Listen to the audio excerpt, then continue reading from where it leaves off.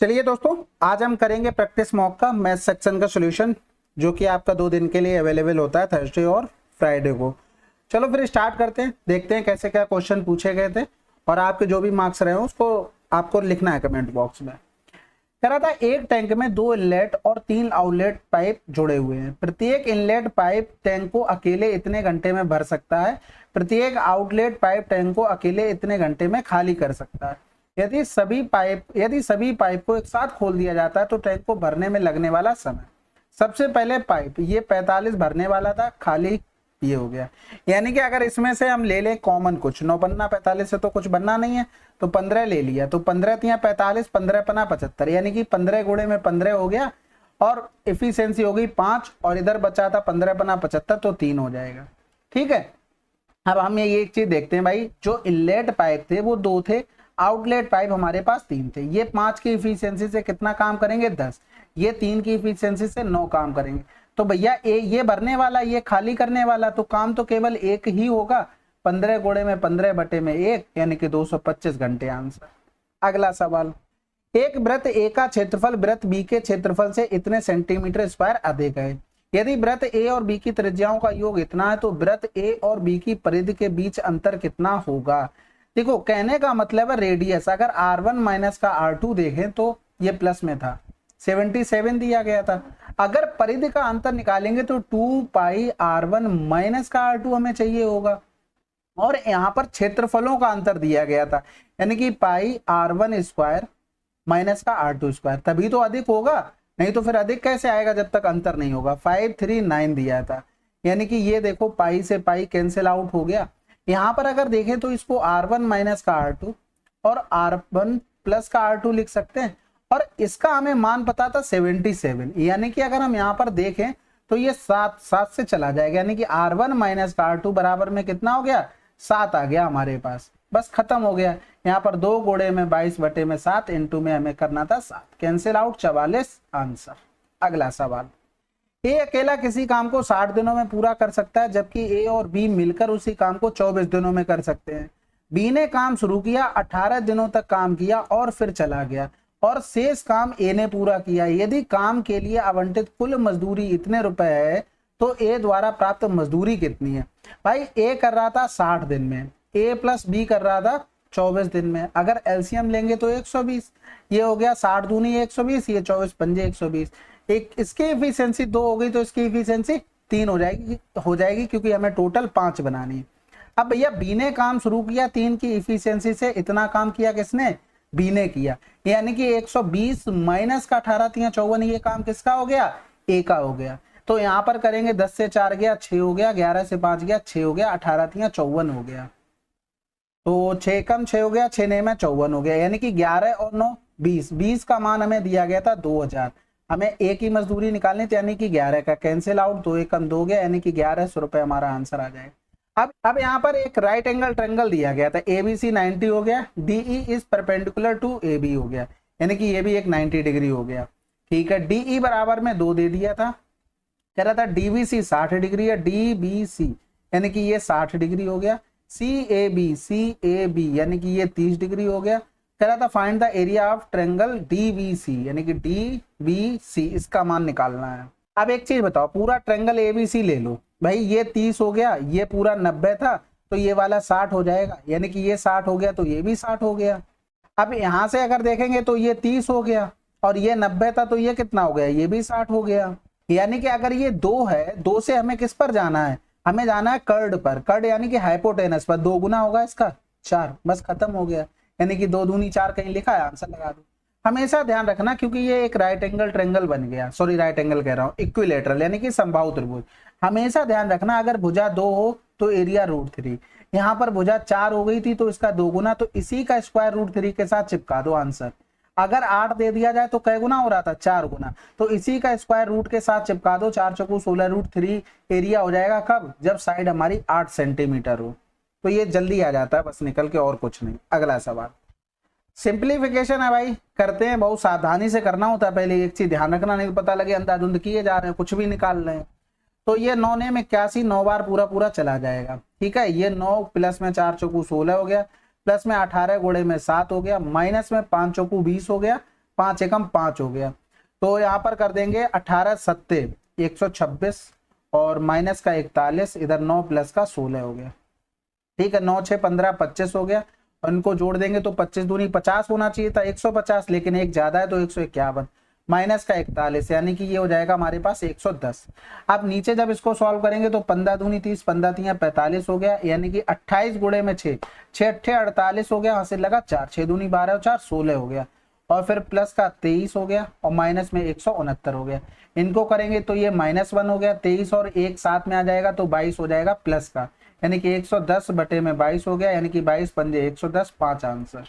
अगला सवाल, यदि x - 3 इसके साथ साथ इसके भी गुणनखंड है तो इसका मान बताना है। भाई देखो, जब भी गुणनखंड की बात करें x बराबर 3 पुट कर दो, इसका मान हमें 0 मिलना चाहिए। कहने का मतलब 3 स्क्वायर प्लस में 3 इंटू में p माइनस में 18 बराबर में 0 मिलेगा।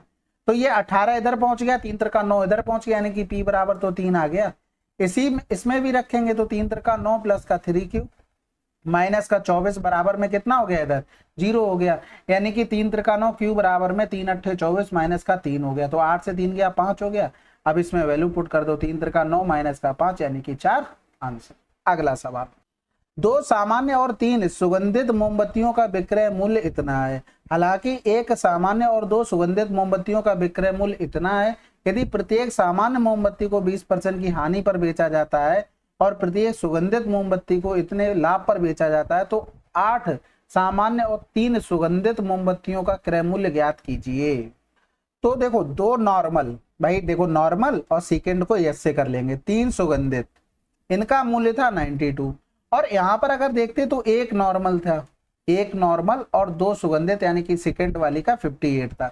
तो भैया एक चीज बताओ, हम इसमें पूरे में 2 का गुणा कर लें तो आगे हम क्या लिख सकते हैं, 2n प्लस का 2 दूनी 4s बराबर में 2 अट्ठे 16 हो गया, 2 पंजे 10 और 1 11 हो गया। अब देखो ये इक्वेशन 1 हो गई, ऊपर वाली 2 हो गई, डिफरेंस करेंगे तो ये कैंसिल आउट, माइनस का यार एस हो गया, 6 से 2 गया तो 4 हो गया, और फिर बचा 11, 11 से 9 गया 2 हो गया, यानी कि ये माइनस का आया, एस बराबर कितना आ गया 24 आ गया। अब किसी एक इक्वेशन में मान रख दो, यानी कि 24 तो एन किसका हो गया, न्यू वाली का निकालना, न्यू इन द नॉर्मल का, तो एस का मान हमें 24 पता हो गया, बराबर में 58, 24 दूनी 48, यानी कि एन बराबर 10 आ गया। ये क्या आया है, ये हमारा सेलिंग प्राइस आया दोनों कंडीशन में। अब यहाँ पर हमसे ये बोला है कि भैया सामान्य मोमबत्ती को 20% की हानि पर, यानी कि 20% की हानि नॉर्मल के लिए, तो 20 पंजे 100, यानी कि 5 की चीज 4 में बेची गई है। यानी कि अगर हम देखें तो 4 बराबर में हमको दे दिया था 10, तो 5 बराबर निकालते तो 50 बटे में 4 आ जाता। इसी तरीके से हम करेंगे किसके लिए, सेकंड वाले के लिए, उसको बेचा गया 20% के लाभ पर, यानी कि 5 की चीज वो 6 में बेची गई, तो 6 बराबर में 24 दिया था, तो 5 बराबर में 20 हो गया। अब ये हमें प्राइस पता लग गया, बस खत्म हो गई कहानी, हमें यही तो चाहिए था सेलिंग प्राइस। कह रहा था कि 8 सामान्य, तो 8 सामान्य, एक सामान्य का मूल्य था 50 बटे में 4, प्लस में हमसे बोला था 3 सुगंधित, यानी कि 3 गुणे में सुगंधित का मूल्य कितना हो गया 20, यानी कि 4 दूनी 8 हो गया, 5 दूनी 10 यानी कि 100, प्लस का 3 दूनी 6 60, यानी कि आंसर आ गया हमारे पास 160 रहा हो। ठीक है, थोड़ा सा कैलकुलेटर था लेकिन आप स्पीड से कर सकते थे। अगला सवाल, एक व्यक्ति ने सुबह अपनी यात्रा शुरू की, 9 AM तक इतना भाग तय किया, उसी दिन 4 PM पर कुल यात्रा का 60% पूरा किया, किस समय अपने गंतव्य तक पर पहुंचा। देखो 60% मतलब होता है 20 तिया 60, 20 पंजे 100, यानी कि कोई डिस्टेंस होगी इस तरीके से, ये पूरी डिस्टेंस, ठीक है, ये डिस्टेंस हमें माननी पड़ेगी। यहाँ पर देखो 2 बटे में 15 लिखा था, ये डिस्टेंस पूरी 15 थी, उसका 2 भाग, यहाँ पर भी हम 15 डिस्टेंस बना लेते हैं, उसका 9 भाग हो जाएगा, यानी कि ये पूरी डिस्टेंस कितनी थी, 15 किलोमीटर थी। अब इसमें थोड़ी कैटेगरी उन्होंने बना दी, क्या किया कि 9 बजे तक उसने कुछ डिस्टेंस कवर की, तो 9 बजे तक यहाँ पर पहुंचा 9 AM पर, यानी कि यहाँ तक 2 किलोमीटर कवर कर ली। कितनी कवर कर ली, 2 किलोमीटर। उसके बाद यहाँ पर पहुंचा 4 PM पर, 4 PM तक अगर देखें तो ये यहाँ तक पूरी डिस्टेंस कवर की, शुरू से लेके 9 किलोमीटर, यानी कि अगर हम देखें तो 9 से 4 के बीच कितनी कवर की, 9 माइनस का 2, यानी कि ये डिस्टेंस कवर की है वो 7 किलोमीटर की है। अब ये 7 किलोमीटर कितने घंटे में तय की, भैया 9 से 12 जाएंगे तो कई घंटे लगेंगे, 3, फिर 4 पे जाएंगे तो 7, यानी कि टोटल 7 घंटे यहाँ से यहाँ तक लगे। तो भैया 7 किलोमीटर जाने में उसे 7 घंटे लगे। हमें टोटल डिस्टेंस कवर करनी है भैया। 4 PM तक वो 9 किलोमीटर जा पाया, टोटल 15 डिस्टेंस, ये अभी 6 किलोमीटर बचा है ना, तो ये 6 किलोमीटर जाने में उसे कितना टाइम लगेगा, 6 घंटे लगेंगे, यानी कि 4 PM के बाद लग रहे हैं ना, तो 4 + का 6 यानी कि 10 PM पर वो पहुंच जाएगा। अगला सवाल, इसमें तो सिंपल मान रखने थे sec स्क्वायर 30 यानी कि 4/3 इंटू में 1/2 प्लस में कोसेक स्क्वायर 60 यानी कि उल्टा हो गया 4/3 बटे में कर देंगे cot 30 का मान हो गया √3 और 45 यानी कि 2 माइनस में कोसेक स्क्वायर 30 यानी कि 4 तो tan 60 का मान √3।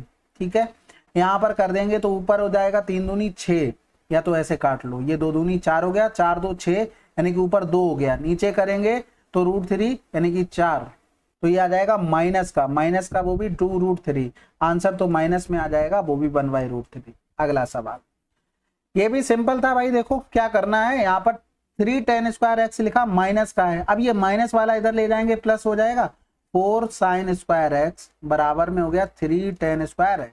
अब ये tan स्क्वायर x को हम लिख सकते हैं 3 इंटू में sin स्क्वायर x अपॉन में cos स्क्वायर x हो गया, यानी कि अगर हम cos स्क्वायर x लिखना चाहें तो हम लिख सकते हैं 3/4, यानी कि cos x बराबर में √3/2 हो गया। और ये होता किसका मान है, cos 30 डिग्री का होता है, यानी कि x बराबर कितना आ गया 30 डिग्री आ गया। अब इसमें मान रख दो कोसेक 30 यानी कि कोसेक 30 का मान हो गया हमारे पास 2/2 प्लस में cos 30 का मान हो गया √3/2 और पावर में क्या है माइनस का 1 है। ठीक है, इसको सॉल्व करेंगे तो 2 + का √3 अपॉन में 2 हो गया। अब ये माइनस था, माइनस को प्लस करने के लिए 2 अपॉन में 2 + का √3 करना पड़ेगा, कंजुगेट से ऊपर नीचे गुणा कर देते हैं, 2 - का √3, तो ये 2 ब्रैकेट में 2 - का √3 अपॉन में 2 दूनी 4 से 3 गया 1, तो यहाँ पर 2 दूनी 4 माइनस का 2 √3, ये आंसर आ जाए। अगला सवाल, एक नाव बिंदु ए से बिंदु बी तक जाने में 9 घंटे का समय लेती है और फिर वापस बिंदु बी से बिंदु ए आने में 5 घंटे का समय लेती है। बिंदु ए और बिंदु बी के बीच की दूरी ज्ञात करें। यदि शांत जल में नाव की गति इतनी है तो धारा बिंदु बी से ए की ओर बह रही है। भैया देखो धारा क्या करा, बिंदु बी से ए की तरफ बह रही है, अगर ये ना भी देता तब भी आप समझ जाते। क्यों भैया, धारा के साथ जाने में ज्यादा टाइम लगेगा कि धारा के विपरीत? आप कहेंगे धारा के विपरीत जाएंगे तो हमें ज्यादा टाइम लगेगा, यानी कि ये जो दिया गया था विपरीत वाला दिया गया था, यानी कि अगर लिखते बराबर में 9 घंटे और ये धारा की दिशा वाला दिया गया था, यानी कि डी अपॉन में ए + का बी बराबर में 5। यहां से हम डायरेक्ट लिख सकते थे, डी तो कांस्टेंट था, अगर आपकी प्रैक्टिस अच्छी है ना तो आपको डायरेक्ट लिखना था, जैसे 9 इंटू में ए बी कर देते माइनस में और इधर हो जाता बराबर में 5 इंटू में ए + का बी बराबर में डी, ये दोनों कंपेयर होके ये तो कोई मतलब ही नहीं बनता था। तो ए + का बी अपॉन में ए - का बी क्या हो गया 9/5 हो गया, ये चीज डायरेक्ट लिखनी थी आपको अगर समझ गए तो। अब यहाँ पर कंपोनेंडो एंड डिविडेंडो, तो ए अपॉन बी 9 5 14, 9 से 5 गया तो 4 हो गया, 2 7 14, 2 दूनी 4 हो गया, 7 बराबर में 14 दिया तो 2 बराबर में 7 दूनी 14, 2 दूनी में 4 हो गया। हमें निकालना क्या था, डिस्टेंस निकालनी थी, किसी एक को भी पकड़ लो, तो डी अपॉन में हमें पता लग गया 14 4 18 बराबर में 5, तो डी बराबर में 90 किलोमीटर आंसर। ठीक है, कंपोनेंट और डिविडेंडो जानते होगे, ए अपॉन बी और सी अपॉन डी दिया हो तो एक बार जोड़ देंगे, एक बार घटा देंगे, इसी तरीके से एक बार जोड़ देंगे, एक बार घटा देंगे, इससे इस पर भी जा सकते हैं, इससे इस पर भी। अगला सवाल, ये भी बिल्कुल आसान है। यहाँ पर देखो अगर ए बराबर लिखना चाहें तो 3b लिख सकते हैं, सी बराबर लिखना चाहें तो 3d लिख सकते हैं, ई बराबर लिखना चाहें तो 3f लिख सकते हैं। मान रख दो, ए की जगह 3 3 9 b स्क्वायर हो गया, प्लस का 3 सी की जगह 3 3 9 d स्क्वायर हो गया, प्लस में 4 इंटू में ई की जगह पे यहाँ पर क्या हो गया 3f हो गया, 3 3 9 f स्क्वायर हो गया, अपॉन में कर देंगे क्या 2b square 3d square plus में 4f स्क्वायर, केवल 9 कॉमन ले लो, बाकी तो सब कट ही जाना है। अगला सवाल, 3 दोस्त एबीसी आपस में 810 इस प्रकार विभाजित करना चाहते हैं कि ए को प्राप्त राशि बी और सी द्वारा प्राप्त कुल धनराशि से 20% कम है, यानी कि ए और बी प्लस सी। ठीक है, अगर इनको 20 पंजे 100 5 मिली तो इनको 4 मिली है, तो इसका मतलब है टोटल 9 हो गया, 9 बराबर में कितना दिया 810 दिया था। आगे पूछा क्या गया, जबकि सी द्वारा प्राप्त राशि ए द्वारा प्राप्त राशि से 80 कम है तो बी द्वारा प्राप्त राशि, कुल मिलाकर हमें निकालना तो पड़ेगा ही सी का, तभी हम रिलेशन बता पाएंगे बी का। तो 9 बराबर 21 हो गया, 4 बराबर में 9 ने में 81, 90 गुना 9 चौक 36, 360 हो गया। यानी कि अगर हम लिखना चाहें 5 बराबर तो 9 पन्ना 45, 450 हो गया। ठीक है, अब यहाँ पर लिख दो a बराबर में 360 हो गया। ठीक है, तो c बराबर कितना हो जाएगा, 80 कम है, यानी कि 360 माइनस का 80 हो गया, यानी कि 16 से 8 गया 8, 280 आ गया। b प्लस c का मान हमें दे दिया था 450, तो हमें निकालना था b का मान, तो 280 यानी कि इन दोनों का डिफरेंस हो गया। 15 से 8 गया तो 7 हो गया, 3 से 2 गया 1, आंसर। अगला सवाल कह रहा था कंपनी बी द्वारा बेची गई इलेक्ट्रिक कारों की संख्या और कंपनी डी द्वारा बेची गई इलेक्ट्रिक कारों की संख्या का अनुपात क्या है। तो यहाँ पर देखो पेट्रोल कार, डीजल और ये टोटल दी गई थी, यानी कि इन दोनों को जोड़कर हमें इससे घटाते तो इलेक्ट्रिक वाली मिलती। यानी कि अगर हम सबसे पहले लिखें बी और फिर इधर डी हो गया, यानी कि 1440 और फिर इसमें से माइनस करना पड़ता 584, 532 का सम। ठीक है, इसमें देखेंगे डी में 1560 और माइनस करना पड़ेगा 644, 484। ठीक है, या तो आप डायरेक्ट जोड़ कर लो, या तो आप जैसे जो कुछ काट पा रहे हो उसको काट के भी कर सकते हो।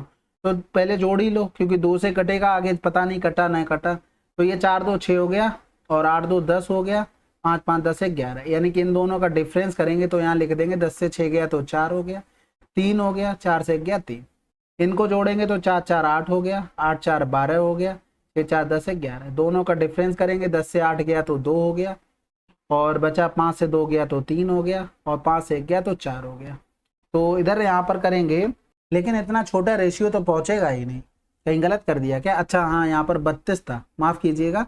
तो 4 2 6 हो गया, 8 3 11 हो गया, यहाँ से लगा 1 हो गया 11, 10 से 6 गया 4 हो गया, 3 से 1 गया तो 2 आ जाएगा, अब कट जाएगा। 4 8 32, 4 एकम 4 हो गया, 4 एकम 4 0, 4 8 32, 9 ने में 81 हो गया, और 9 ने में 81, 12 ने में 108, 3 त्रिका 9, 3 चौकू 12, आंसर आ गया 3:4। अगला सवाल, एक मिश्रण में 80 लीटर एसीटोन और शेष पानी है। यदि मिश्रण में 60 लीटर पानी मिला दिया जाए और फिर मिश्रण का 30% इस प्रकार निकाला जाता है कि निकाले गए मिश्रण में एसीटोन और पानी की मात्रा का अनुपात 4:5 है। मिश्रण की प्रारंभिक मात्रा क्या है। सिंपल सा एक फंडा समझो, जैसे यहाँ पर कोई चीज है, अब ये मान लो टोटल 10 थी, हमने मान लिया कि ये 2:3 में था। अगर इसमें से हमने 5 लीटर निकाल लिया तो जो 5 लीटर आएगा ना वो भी 2:3 में ही होगा। नहीं समझ में आया। जैसे मान लो यहाँ पर था 12 लीटर था, ठीक है, हमने यहाँ पर कर लिया 3:4 में, हमने यहाँ से निकाल लिया 7 लीटर। अब जो 7 लीटर जो बचेगा ना, यानी कि वो भी हमारा 3:4 में होगा। अब कैसे होगा, जैसे पहली कंडीशन में अगर देखते 5 बराबर 10 हो गया, तो 2 बराबर में 5 दूनी 10 4 हो गया, 3 बराबर में 6 हो गया। यानी कि अब हम यहाँ पर देखेंगे इसमें से 5 लीटर निकाला गया है, तो 5 लीटर जो निकाला गया उसमें सेम रेशियो में रहे होंगे। यानी कि जो 5 लीटर निकाला गया है, 5 बराबर ये, 2 बराबर निकालेंगे तो 2 लीटर तो एसीटोन हो गया और 3 लीटर हमारा पानी हो गया, यानी कि यही तो निकाला गया, तो बचे हुए में यही रेशियो आया। अब यही चीज दूसरे में देख लो, 4 3 7 हो गया, या तो यहाँ पर सही कर लो 3:1 में कर लो, कैलकुलेशन के लिए आसानी बनी रहेगी। यहाँ पर देखो 4 बराबर अगर 12 कर दे तो 3 बराबर में 9 हो जाएगा, 1 बराबर में कितना हो जाएगा 3 हो जाएगा।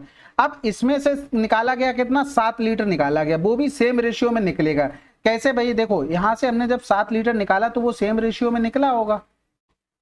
कैसे निकला होगा, 4 बराबर में ये 7 हो गया, भाई जो निकला है वो सेम रेशियो में निकला होगा, 4 बराबर 7 हो गया, 3 बराबर निकालेंगे तो 7 21/4 हो गया, यानी कि 4 पंजे 20, 4 दूनी 8 हो गया, 4 पंजे 20 हो गया। यानी कि बचा कितना है, तो 7 से हम घटा देंगे तो 7 से पूरा 6 चला जाएगा तो 1 बचेगा, और 100 से 25 चला गया तो 75 हो गया।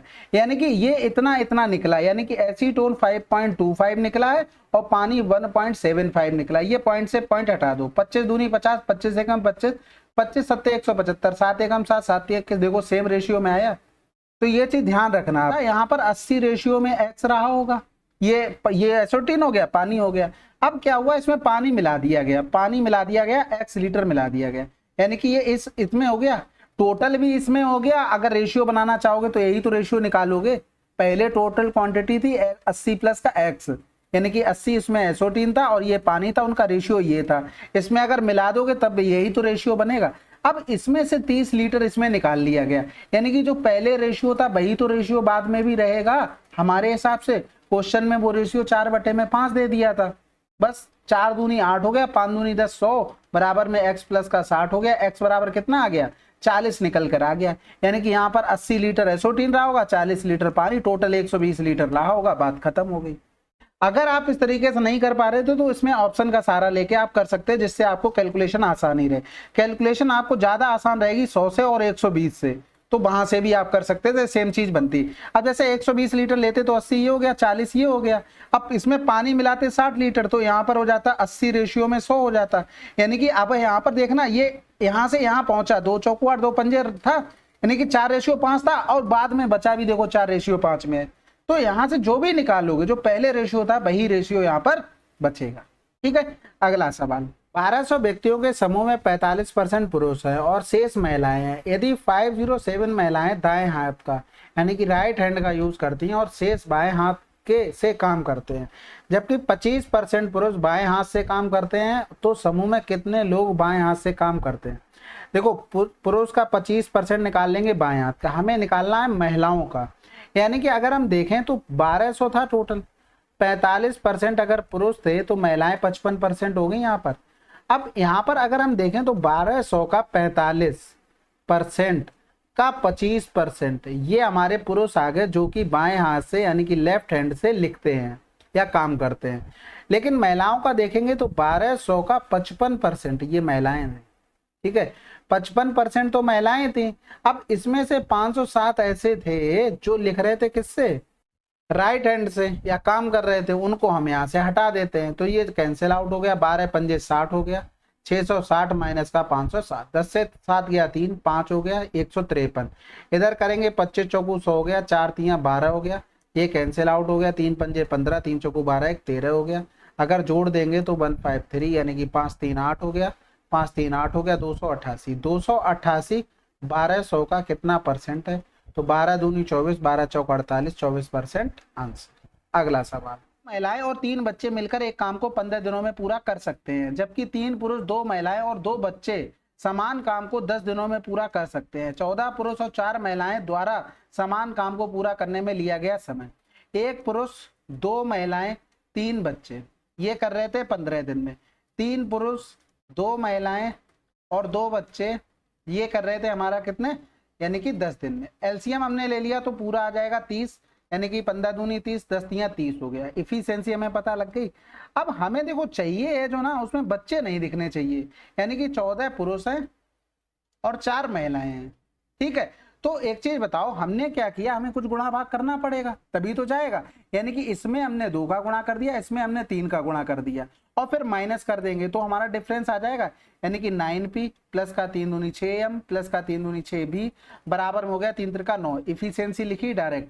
पहली इक्वेशन को लिखेंगे तो 2p, और ये प्लस में हो गया हमारे पास 2 दूनी 4m, प्लस में हो गया 3 दूनी 6b, और ये हो गया हमारे पास 2 दूनी 4। यानी कि ये कट गया, 9 से 2 गया 7p हो गया, 6 से 4 चला गया 2m हो गया, बराबर में 9 से 4 गया तो 5 हो गया। हमें 2 का गुणा करना पड़ेगा, यानी कि 7 दूनी 14p प्लस का 2 दूनी 4m बराबर में 10 इफिशियंसी हो गई। इसी इफिशियंसी से हमें काम करना था, यानी कि 3 दिन में कंप्लीट हो जाता। ठीक है, अगला सवाल। अब ये सवाल ये सिंपल सवाल था बिल्कुल। देखो क्या दिया गया था, मैं रेशियो ऑफ OX का रेशियो, यानी कि ये अगर √2 है तो ये हमें दे दिया था, OM का मान दे दिया था 1, यानी कि ये 1 हो गया। यहाँ पर 90 डिग्री बनता है। राइट एंगल ट्रायंगल में प्रॉपर्टी भी पता है, अगर 2 साइडें बराबर होंगी तो ये √2 होगा, बस खत्म हो गया। 1 1 था, ये √2 हो गया, यानी कि ये 1 रहा होगा। इसका मतलब ये एंगल 45 रहा होगा, तो ये एंगल क्या होता है 45। ये बाइसेक्टर रहा होगा तो ये भी 45। अब 45 दूनी 90, 90 का था, ये 45 हो गया। साइन NAM यानी कि साइन NAM यानी कि साइन 45 का मान 1/√2। अगला सवाल। x y से प्रत्यक्ष रूप से बदलता है, कह रहा था x very directly S y, यानी कि x डायरेक्टली प्रोपोर्शनल है y के। x बराबर 24, y is 25% more than x हो गया। ठीक है, तो x बराबर में 24, या तो ऐसा कर लो y यानी कि 24, y इज 25%, 25 चौकू 100, इसको लिखेंगे क्या 1/4, यानी कि इसका 5/4 हो गया। 4 छंग 24 हो गया, 5 छक्का 30 हो गया, ये y का मान। कहने का मतलब ये है हमें निकालना है जब y 45 हो। जब y 30 था तब x का मान 24 था, यही तो मतलब हुआ इस लाइन का। अब वो कह रहा है जब y का मान 45 होगा तब x का मान क्या होगा, तो 24/30 गुणे में 45, तो 15 दूनी 30, 15 तियां 45, तो 12 तियां 36 आंसर। वैसे हम यहाँ पर क्या करते हैं, हम करते हैं x बराबर में, हम लिखते हैं यहाँ पर k इंटू में y, यानी कि x बराबर में k इंटू में y का मान क्या है, x से 25% अधिक हो गया, यानी कि 5/4 कर देते, ये कैंसिल आउट हो जाता, k बराबर आ जाता 4/5। ठीक है, अब हम दूसरी कंडीशन में अगर मान रखते तो आपको पता है कि y का मान 45 दे दिया था, यानी कि x बराबर में k का मान हमने 4/5 और y का मान पता है 45, 5 ने 45, तो x बराबर में 36 यहां से भी आ जाता। अगला सवाल, राम और रोहित की वर्तमान आयु का अनुपात इतना है, यदि आज से 8 वर्ष पहले रोहित की आयु उस समय राम की आयु से 35% अधिक थी, तो जब राम 14 वर्ष का था तो रोहित और राम की आयु का अनुपात क्या था। सबसे पहले देखो यहाँ पर हमें रेशियो दिया गया था राम और रोहित का, ठीक है, कितना 4:5, और पूछा गया है रोहित का पहले राम का बाद में। अब रेशियो में देखो राम और रोहित का 4:5 है, रोहित बड़ा है, यानी कि रोहित का रेशियो बड़ा आना चाहिए, ये हो सकता है, ये हटा दो, यानी कि हमें 2 ऑप्शन मिल गए। अगर ऑप्शन हमारे फेवर में होते, एक ऑप्शन और छोटा हो जाता सेकंड नंबर वाला, तो हमारा काम हो जाता, क्योंकि रेशियो जो पहले दिया गया था 4:5, उसमें रोहित बड़ा था, तो रोहित कभी छोटा हो ही नहीं सकता, उसका हमेशा रेशियो बड़ा आएगा। लेकिन जब हमारे फेवर में नहीं है तो हमें सॉल्व करना ही करना है। अब ये कह रहा था रोहित की आयु उस समय राम की आयु, तो रोहित की 8 वर्ष पहले इतनी होगी और राम की 8 वर्ष पहले कितनी होगी, इतनी होगी। 35 पर तो 5 सत्ते 35 हो गया, 5 दूनी 10 हो गया, यानी कि 27/20 आ गया। गुणा कर लेते हैं भाई, 20 पंजे 100x, इधर 8 दूनी 16, 160 हो गया, 20 और 27, 4 सत्ते 28 हो गया, 4 दूनी 8 और 3 11 हो जाएगा, 4 सत्ते 28, 4 दूनी 8, 1 9 हो गया। देख रहे हो गणित कहाँ जा रहा है मेरा, 27 गुणे में 8 हो गया, ये x यहाँ पर और था, यानी कि इधर आ जाएगा तो ये 8x हो जाएगा, इधर 27 गुणे में 8 माइनस का 160 बराबर में 8 हो गया, तो 8 से 8 दूनी 16, यानी कि x बराबर में 7 आ गया। तो इधर कर देंगे तो ये 7 चौक 28, 7 पंजे 35। अब वो 14 साल की बात कर रहा है, यानी कि अभी हमें इससे कम करना पड़ेगा, तो हम 14 साल पे जाना चाहते हैं, तो इसमें से 8 से 4 गया 4, 2 से 1 गया 1, इसमें से भी कर देंगे तो 5 से 4 गया 1 हो गया, 3 से 1 गया तो 2 हो गया, 7 दूनी 14, 7 तियां 21 हो गया, यानी कि 3:2 आ जाएगा, क्योंकि रोहित का हमें आगे लिखना है। अगला सवाल, यदि ए और बी अपनी आय का 20% और 40% बचाते हैं तो उनके व्यय का योग क्या होगा। ये इनकम दी गई थी, इनकम का 20% अगर वो बचाते हैं तो ये 80% खर्च कर देगा, ये कितना कर देगा, 60% खर्च कर देगा।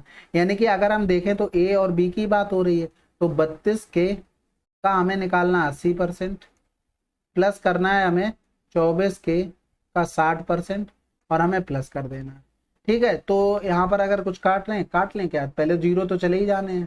ठीक है, 8 दूनी 16 हो गया, 8 तियां 24, 1 25 हो गया, 24 छक्का 144 हो गया, 6 4 10, 5 4 9 1 10, 3 1 4 हो गया, कहीं 40 लिखा है आंसर। बस इतना ही करना था, इसमें कुछ भी ज्यादा आपको दिमाग नहीं लगाना। सेक थीटा का मान इतना दिया गया था, हमें इसका ये रेंज दी गई थी, इसका मान निकालना था। अब सबसे पहले देखो 9 तियां 27, 270 से बड़ा होना चाहिए थीटा, और 18 दूनी 36, 360 से छोटा होना चाहिए। कहने का मतलब है हमें फोर्थ क्वाड्रेंट में थीटा का मान चाहिए। अब फोर्थ क्वाड्रेंट में आपको ये एक चीज और पता है कि सेक होता है हमारा और कॉस, ये दोनों क्या होते हैं, पॉजिटिव होते हैं। ठीक है, इसके अलावा चाहे टेन हो चाहे कोसेक हो, सब क्या होंगे, माइनस होंगे। लेकिन अब ये जो सेक का मान आया है √2, ये हमेशा प्लस का रहेगा फोर्थ क्वाड्रेंट में, उसकी मजबूरी है यहाँ पर आना, इसका सेक थीटा बराबर √2 वो यहीं पर होगा। लेकिन सेक में वैसे अगर नॉर्मल लिखें तो 45 डिग्री का मान होता है। अब ये 45 डिग्री तो होता है, यहाँ पर अगर हम लिखें तो सब में जैसे 10 अगर थीटा लिखते तो 270 + 45 लिखना पड़ेगा, क्योंकि फोर्थ क्वाड्रेंट की हमें रेंज दी गई। ठीक है, लेकिन एक चीज आपको ये भी पता है कि tan भी इसमें माइनस होगा, कोसेक भी माइनस होगा, तो हम सबका यही मान लिख दें। यानी कि अगर tan थीटा की जगह हमें लिखना हो तो ये लिख सकते हैं tan 270 + का 45। इसी तरीके से अगर कोसेक का लिखेंगे तो कोसेक 270 + का 45। ठीक है, इसको हम सॉल्व कर लेते, नीचे वाला तो ऑटोमेटिक निकल आएगा, ये 1 का। अब देखो 270 प्लस में यानी कि tan चेंज होगा, भाई चेंज किस पर होता है, 90 पे और 270 पर, तो चेंज होगा, tan चेंज किस में होता है, कॉट में चेंज होता है, यानी कि ये कॉट 45 वो भी किसका, माइनस का आ जाएगा, क्योंकि फोर्थ क्वाड्रेंट में सारे माइनस होते हैं। इसी तरीके से यहाँ पर देखेंगे ये कोसेक 45, कोसेक 45 का मान √2 होता है, तो ये माइनस का √2 आ जाएगा, यहाँ पर प्लस ऐसे लिख लो √2। समझ में आ गई बात? यानी कि 1 माइनस का 1 और माइनस में √2 हो गया, ये कैंसिल आउट हो गया, यानी कि ऊपर आ गया हमारे पास माइनस √2 का होल स्क्वायर। इसी तरीके से जो नीचे वाला टर्म लिखा है उसको हम कर लेते हैं, 1 माइनस का 1 और प्लस का √2 हो जाएगा यहाँ पर, क्योंकि यहाँ पर ऑलरेडी माइनस था ना, माइनस माइनस प्लस बन गया होगा, ये कैंसिल आउट हो गया, यानी कि नीचे √2 का होल स्क्वायर बन गया, यानी कि 2/2 कर देंगे, आंसर क्या आ जाएगा हमारे पास 1 आ जाएगा। ठीक है, अगला सवाल सिंप्लीफिकेशन का सवाल है, करते हैं भाई। देखो इसको सबसे पहले पकड़ो, 4 चौको 16, 4 पंजे 20 हो गया, 11/2 3 6 हो गया, और इधर 6.5 हो गया, और गुणे में 21 हो गया। ठीक है, इतना सॉल्व करते हैं पहले, 6 4 10 और 1 11 हो जाएगा, 11 कॉमन ले लेंगे तो 4/3 हो गया, गुणे में 21 था, 7 3 21 हो गया, 3 7 21। ठीक है, और इधर हो गया 7 चौक 28, 28 गुणे में 11 यानी कि मतलब 8 8 2 10 यानी कि 308 हो गया। अब यहाँ पर इस वाले टर्म को जब सॉल्व करेंगे तो 25 चौको 100, 23 चौको 92, 1 93 हो गया, यानी कि 308 माइनस का 93, 8 से 3 गया तो 5 हो गया, फिर 10 से 9 गया तो 1 हो गया, यानी कि 215 आ जाएगा।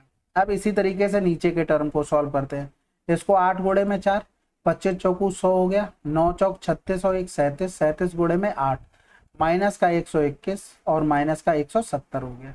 ठीक है, तो 8 7 56 हो गया, 8 3 24 और 5 29, माइनस का 1 7 2 9 291, 5 आया, यानी कि 215/5, 5 चौको 20 हो गया, और 5 3 15। कह रहा था कि 37 से कितना डिफर हो रहा है, यानी कि 43 माइनस का 37 यानी कि 6 आंसर।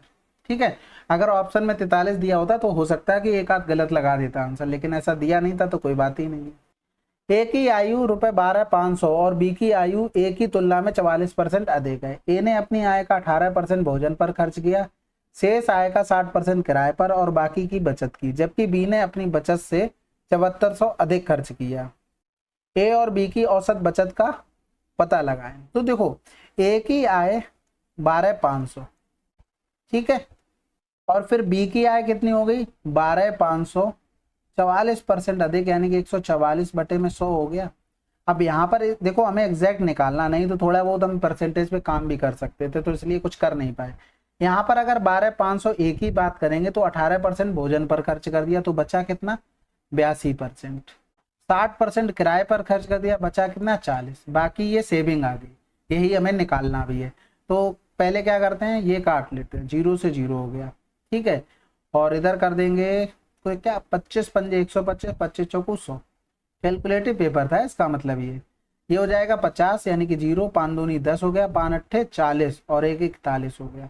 इसको कैंसिल आउट करेंगे तो 25 पंजे 125 होता है, तो इधर गुणा कर देंगे, 5 चौको 20 हो गया, 14 पंजे 70 और 2 72 हो गया, गुणे में 25, तो 0 हो गया, 25 दूनी 50 हो गया, हासिल लगा 5 हो गया, 25 सत्ते 175 और 5 180 हो गया। अब ये तो टोटल हमारी इनकम हो गई किसकी, बी की। अब बी ने अगर मान लो इतना किया, क्या बचत से इतना अधिक खर्चा किया, ये हमारी सेविंग हो गई, तो खर्च कितना हो गया x प्लस का 7400 हो गया, इसका मान दिया गया था 18,000, यानी कि 2x बराबर में 0 0 10 से 4 गया 6 हो गया, इधर 7 से 7 गया 0 1, यानी कि x बराबर 2 पंजे 10 2 3 6 0 0, इन दोनों को देंगे जोड़, यानी कि 0 0 3 1 4 5 4 9/2, तो इधर करेंगे तो 2 चौको 8 हो गया, 2 सत्ते 14 हो गया, आंसर आ गया हमारे पास 47। ठीक है, अगला सवाल, कुछ राशि चक्रवृद्धि ब्याज की एक निश्चित दर पर निवेश करने पर 8 वर्षों में संचयित होकर अपना 5 गुना हो जाती है। चक्रवृद्धि ब्याज की समान दर पर वह कितने वर्षों में संचयित होकर इतना गुना हो जाएगी, 8 वर्षों में 5 गुना हो जाती है। 625 में जो यहाँ गुना हो रहा था ना, इसी की बेस में देखेंगे कितना पावर होता है, तो पावर में 4 होता है, यही बनाना है बस, ये जो दिया है इसी का बेस यहाँ पर आना चाहिए, पावर बन जाए इस गुना ऐसे, बस। अब जो टाइम यहाँ पर दिया है जो पावर में आई दोनों का गुणा कर दो, 32 बचा आंसर। अगला सवाल, चलिए ये हमारे टोटल थे 25 सवाल। ठीक है, आसान नहीं कह सकते, पेपर बहुत कैलकुलेटिव था, आपके जो सिंप्लीफिकेशन के नंबर थे वो भी टाइम टेकिंग थे, तो अगर आपने स्कोर 40 प्लस किया होगा तो बहुत अच्छा स्कोर है, बाकी आप लोग अच्छे से करते रहिए, क्योंकि देखो आप हर तरीके अगर मॉक अटेम्प्ट कर रहे हो तो हर पहलू कवर कर रहे हो, आप एग्जाम में बैठने से डरेंगे नहीं, कि टफ आ गया तो क्या होगा भाई, प्रैक्टिस मॉक जितना टफ थोड़ी ना आ जाएगा, ये सोच के रखो, पॉजिटिव नोट के साथ देते रहो। ठीक है, चलो फिर मिलते हैं अगले वीडियो में, तब तक के लिए जय हिंद जय भारत।